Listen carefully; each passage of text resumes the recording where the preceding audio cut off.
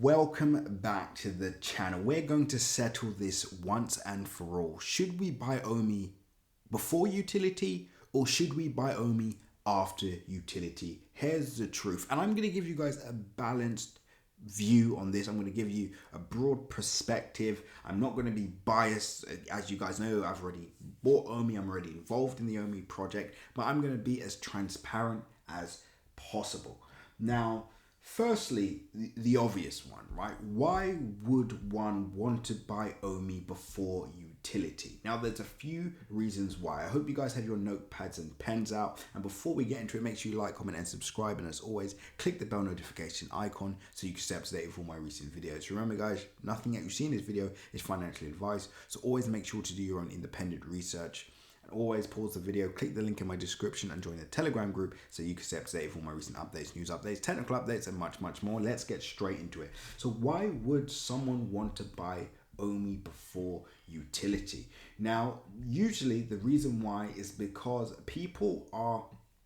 they're eyeing those gains, right? So in their minds, they see it as, okay, if I can get into this project right now before there's any major exchange listings, before there's no real utility, when nobody really wants to buy it, I'm buying it now. I'm taking on more risk, but the upside I'll be well rewarded and well paid for taking on that early risk. So most people see it as a risk to reward perspective. And me personally, the way I see it is a no-brainer. I don't even see it as much risk for my personal opinion. Why? Because VEVE, Ecomi are already doing the work. What does that mean? We've already seen what the team can do with the licensing agreements they have, with the incredible VEVE NFTs that we can see, a working app, a working project. So the way I'm seeing it is, okay, this is what the team has done already.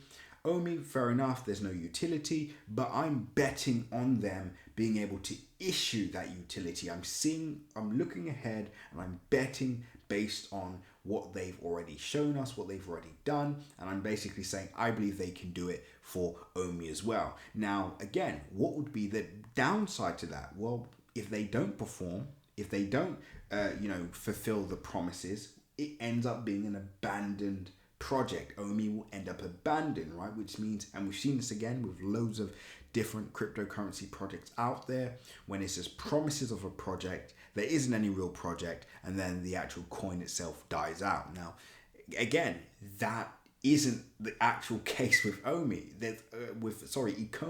right? Because they're already doing the work. But Omi utility, again, is a different subject. So those are the pros and cons there.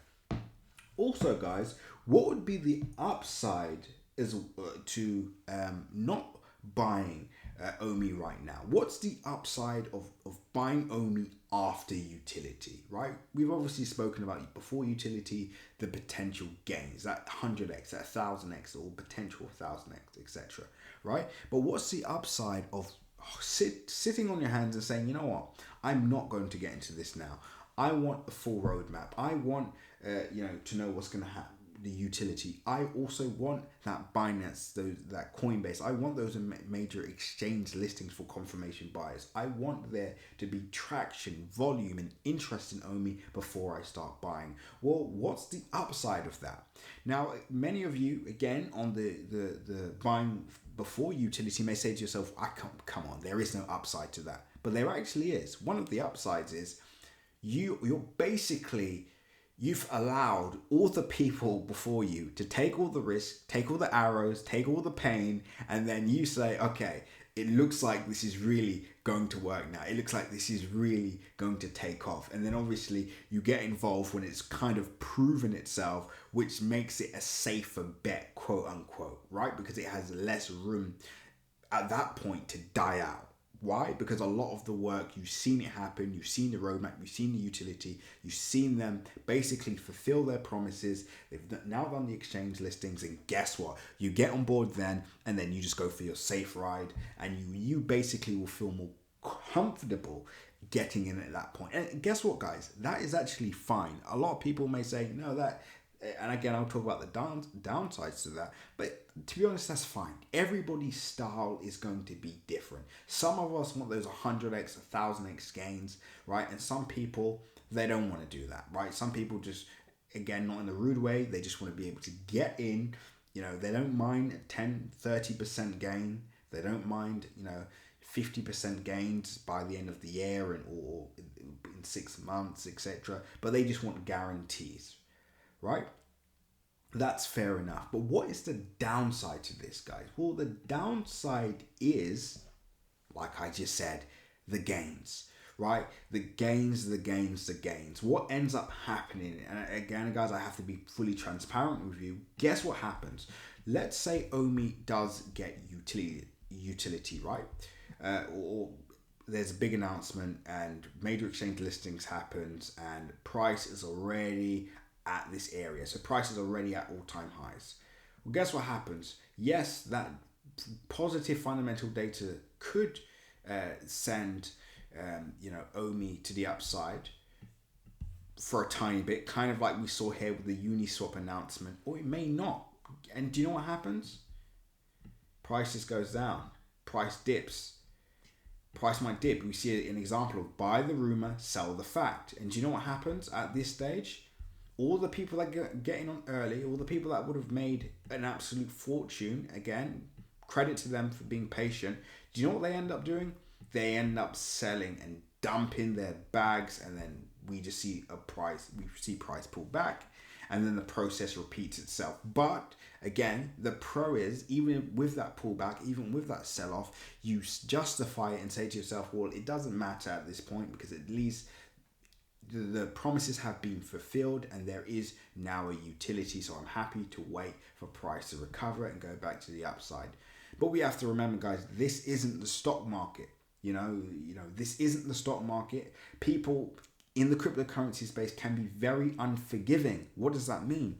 Once they've made their money, they may sail off into the sunset. They may not look for re-entries. They may not look to get in again. And then you have to find the new wave of investors to come in and pump price up again, right?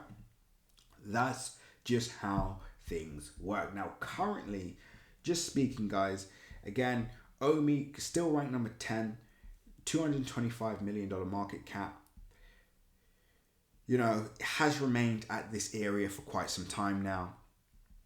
We can see here an entry at this point at $225 million market cap.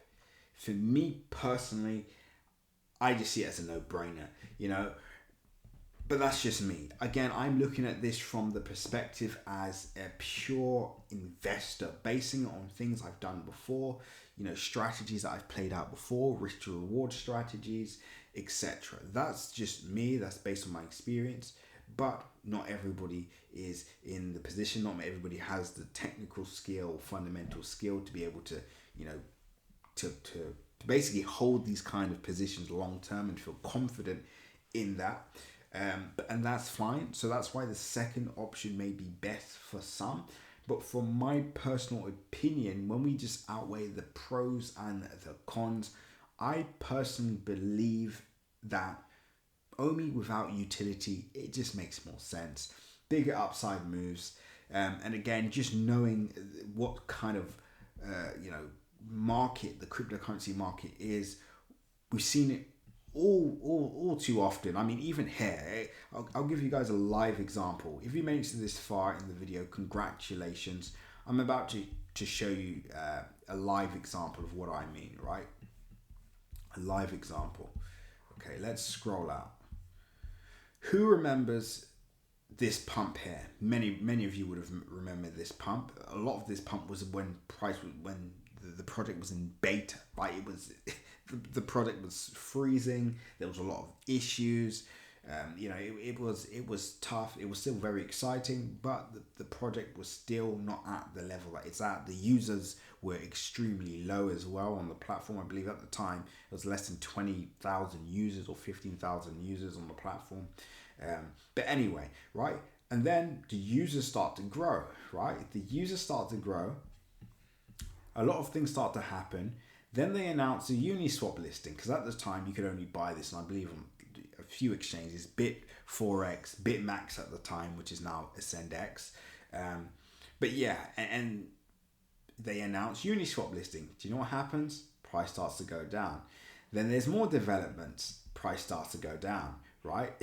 And that's all that kept happening. So that's all that kept happening. So my point is, just because utility is issued, just because there are major exchange listings, just because the project now becomes a foolproof, beacon of light and a solid project that screams buy, guess what? It does not mean that it's going to 10x. It doesn't mean that it's going to 100x. You know why? Because a lot of the movements may have happened before that utility is issued, right? And this is the things you have to think about. But anyway, guys, I hope you all enjoyed this video. If you did, I'm about to explain why, the real reason why I bought Omi. You can find that out of my Substack. Click the link below. I'll probably leave it in the comment section. Join it completely free.